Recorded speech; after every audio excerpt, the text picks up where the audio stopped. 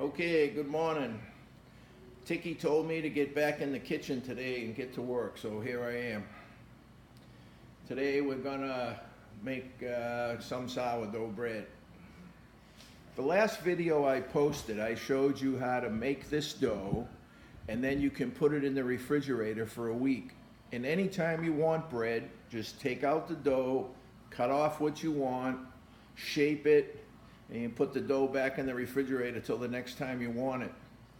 So that's what I'm going to show you today. I've already taken the dough out, and I'm going to post a picture of that with this video. And I'm going to make 3 braids, and I've already made 2 of them. I'm going to show you the 3rd one, but I don't want the video to be too long. So I've used these are called proofing baskets. Or the French word is banneton. But I've made loaves in the oval ones before. The round ones just came today, the 8-inch round ones. So I'm going to try those later. But the first thing I'm going to do is I'm going to make sourdough bread, and I'm going to braid it like a challah loaf. You know, the one that's all braided, and like the Jewish people have those at holidays and stuff. Hopefully it's going to look like that. And then what I'm going to do is, today I'm going to put the bread on this parchment paper. If you've never used parchment paper before, this is for baking.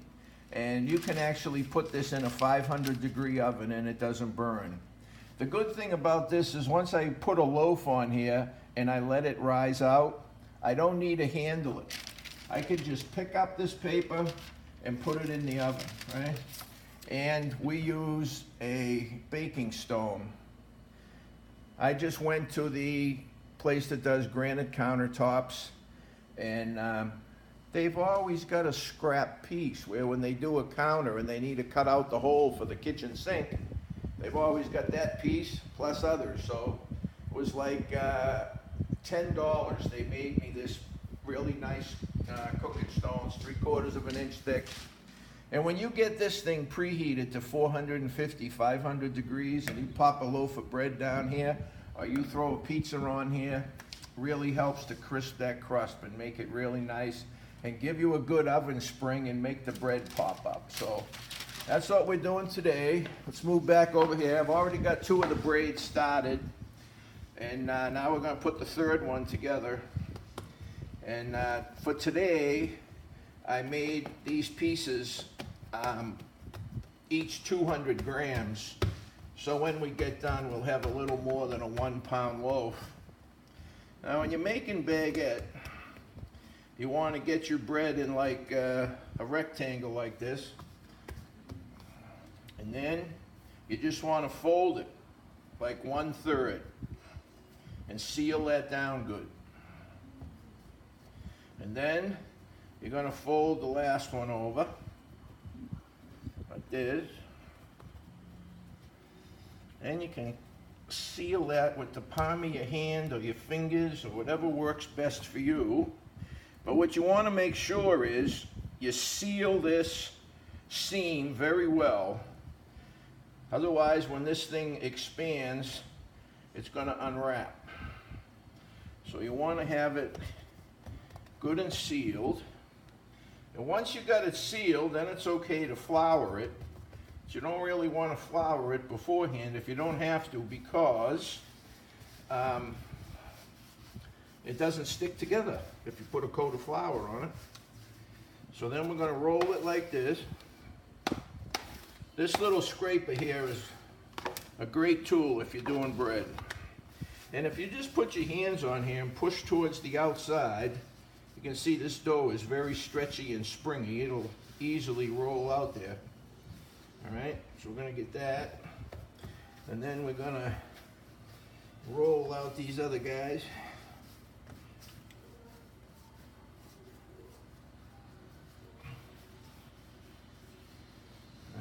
Let's get them all like the same size.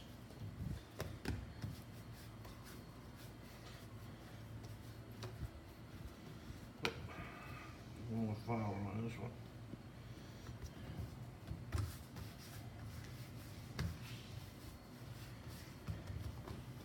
All right. Now when you want to start braiding, you want to start with the end that's away from you. And again, you want to press this end in good. Get it sealed up nice. It's very important, right? It doesn't make any difference if you go left over right or right over left. But you're going to pull these like this.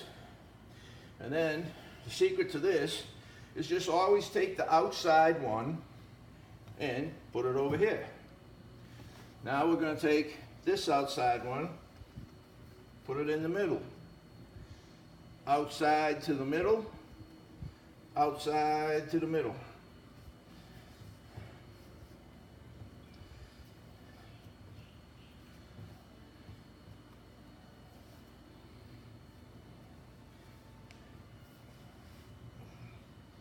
So get two over here, and we bring the outside to the middle, the outside to the middle, the outside to the middle, and then we just got to make sure that everything is pressed together good, because otherwise that sucker will come undone on you. All right, so now what I'm going to do is I got to shut off my fan. Shut off my fan. Then I'm going to sprinkle just a little bit of cornmeal on this parchment paper. I like cornmeal under here instead of flour. The flour burns and doesn't have that good a taste, where this will be okay. All right? And then we can pick this guy up and put it on here. And I better turn this one diagonally because I think it's going to grow. All right? Beautiful. Yes or no?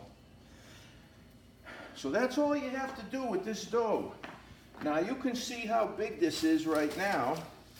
And 3 or 4 more hours from now, I'm going to take a picture and you're going to be surprised how big this gets. This dough's been sitting in the refrigerator for 3 days. And it's still going to blow up like this. And another good thing about baguette dough, you want to age it for, you can use it 3 hours after you make it. But if you leave it in the refrigerator 48 to 72 hours, that's really putting more flavor into the bread. It's letting the sourdough put more flavor into the bread. So now I'm going to go ahead and shape a couple of round ones and try these round baskets today. But I'm not going to film that or just make the video too long. So this is what we did today, and thanks for tuning in, and we'll see you the next time Tiki makes me go to the kitchen. Okay? Bye-bye.